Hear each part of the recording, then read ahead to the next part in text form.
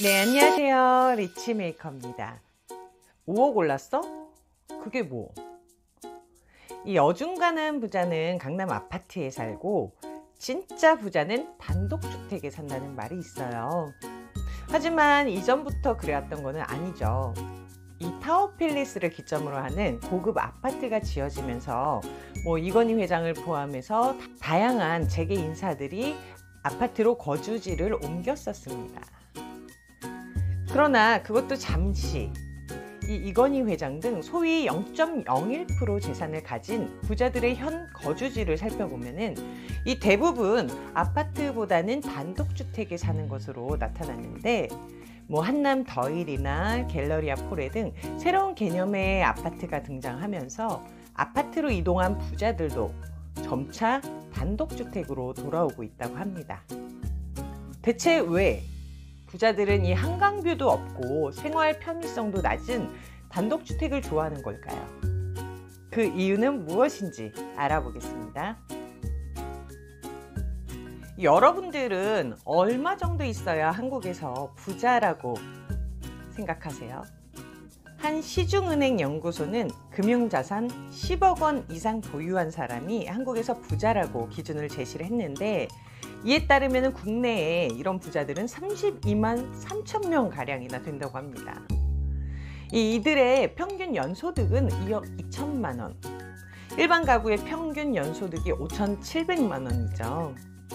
이 순수 생활비로 월 1,040만 원 정도를 소비하고도 월 550만 원의 저축 여력을 가지고 있지만, 이 설문 결과 이들 중 자신을 부자라고 답한 사람은 46%에 불과했습니다. 이 한국인 자산에서 부동산이 평균 75% 정도 차지하고 있음을 고려를 해서 금융자산이 25%라고 가정을 하면 이들의 총자산은 최소 40억 원으로 추정이 되는데, 그래서인지 총자산이 30억에서 50억인 이들은 고작 3명당 1명꼴로 자신이 부자라고 생각을 했고, 이들이 부자로 인정하는 평균 자산은 약 67억 원이라고 합니다. 정말 인간의 욕심은 끝이 없는 거겠죠. 남녀 사이에서도 왜 옆에 있으면 안고 싶고 안으면 뽀뽀하고 싶고, 그 이유는 다 아시죠?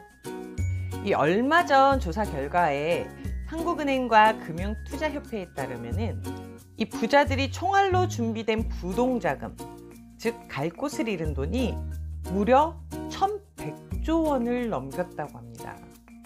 2017년 말이었죠. 2년 전에는 1,000조 원 수준이었지만 1년 새에 50조 원씩 늘어난 셈인데요. 해석을 해보자면 매년 50조 원이 괜찮은 투자처를 찾고 있습니다 라는 상태라고 볼 수가 있죠. 1,100조 원. 와, 너무 낯설어서 얼마나 큰 금액인지 상상하기도 어려우실 텐데, 이렇게 설명을 드릴게요. 대한민국 정부가 전국 공무원에게 월급을 지급하고 각종 도로 건설 및 재정비, 국방 등 이 모든 지출을 해야 하는 한 해 예산이 약 500조거든요. 그리고 다가올 2002년 예산은 513조 원이고요. 즉 1,100조 원이면 우리나라 정부의 2년치 이 살림이 가능한 수준의 금액이라고 보시면 됩니다. 이러한 상황을 종합적으로 봤을 때 부동자금의 흐름이 어디로 갈지 예측이 되는 상황인데요. 주변을 보면은 다 힘들다고 말하고 집 팔고 이민 가겠다는 사람 많죠. 하지만 실제로 우리가 이름도 얼굴도 모르는 사람들이 이처럼 정부 예산의 2배 정도의 여윳돈을 가지고 있습니다. 이 부동자금 매년 50조 원씩 증가하고 있고요. 매년 50조 원이면은 10억짜리 아파트 5만 채를 살 수 있는 돈입니다.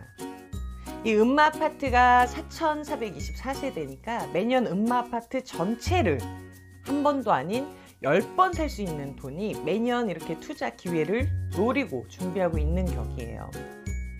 지금 부동산 시장은 활황 단계를 넘어서 아예 가열 단계로 진입했습니다. 이번 11월에 발표된 정부의 분양가 상한제 핀셋 규제가 성공적으로 효과를 발휘한다면 집값 안정이 되겠지만, 만일 그렇지 못하다면 앞으로 더 많은 부동 자금이 부동산으로 몰리지 않을까 생각하는데요. 이 아파트는 분명 인기 있는 주거지죠. 청약 경쟁률이 기본적으로 수백 대 1이고 누군가는 서울 아파트 거주가 꿈이라고도 말하기도 합니다.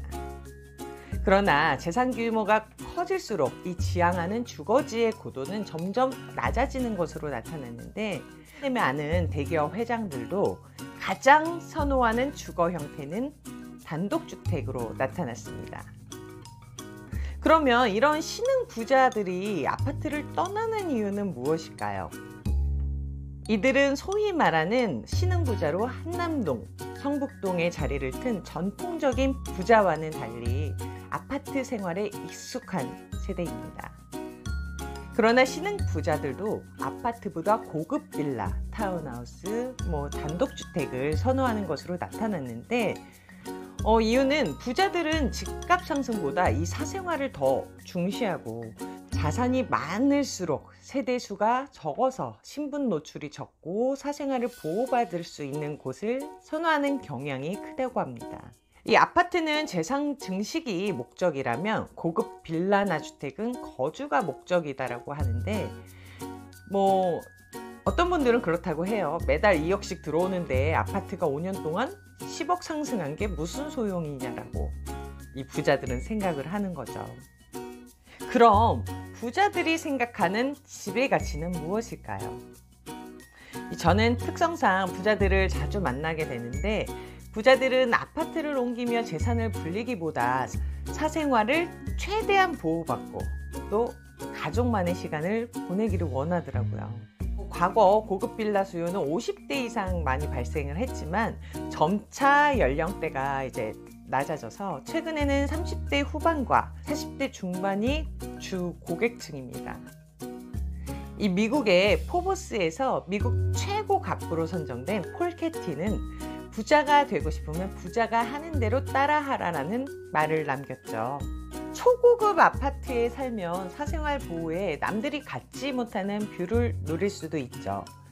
그러나 그런 부자를 겨냥한 롯데의 땡땡 레지던스는 여전히 공시를 털어내지 못하고 있습니다.